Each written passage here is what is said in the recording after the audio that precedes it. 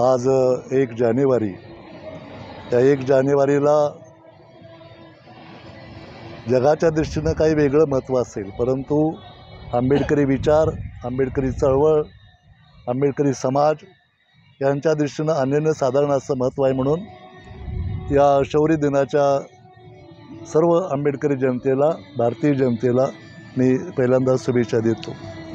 असे उल्लेख केला त्याप्रमाणे पेशवाईविरुद्ध इंग्रजांची जी लढाई झाली, त्या लढाईमध्ये महार बटालियननं जो पराक्रम गाजवला आणि अमानुषतेचा कळस झालेली पेशवाई नष्ट केली, हा तो आजचा दिवस आहे.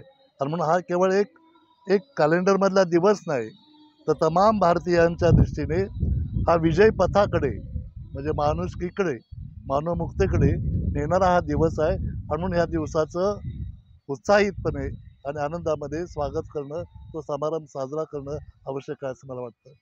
भीमा कोरेगावची प्रतिकृती इथे आमचे सहकारी मित्र जगन्नाथजी ठोकळे यांच्या प्रेरणेने, मार्गदर्शनाने आणि कार्यकर्त्यांनी उभारलेली आहे.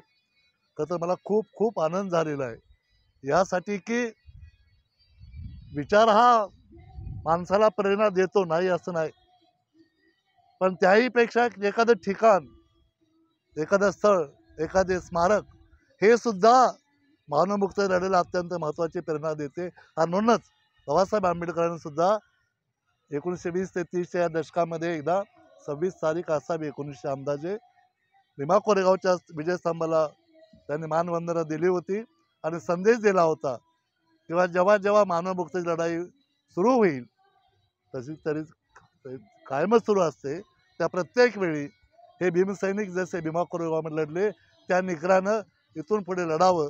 फक्त मागाशी उल्लेख केला त्याप्रमाणे प्रत्येक लढाई ही काही तलवारीचीच असते असं नाही, बहुतांशी ती आता लेखणीची, विचाराची असते. तीही लढाई आपण लढू आणि जिंकू अशा प्रकारचा आशावाद व्यक्त करतो. पुन्हा एकदा शौर्य दिनाच्या सर्वांना शुभेच्छा देऊन थांबतो. जय भीम.